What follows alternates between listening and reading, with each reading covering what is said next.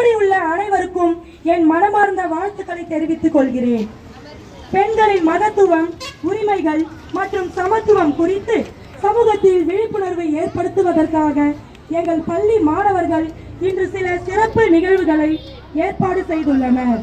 முதலில் நாங்கள் தயாரித்துள்ள கிராட்டிடியூட் ட்ரீ, நன்றி உணர்வு மரம் பற்றி சொல்ல விரும்புகிறேன்.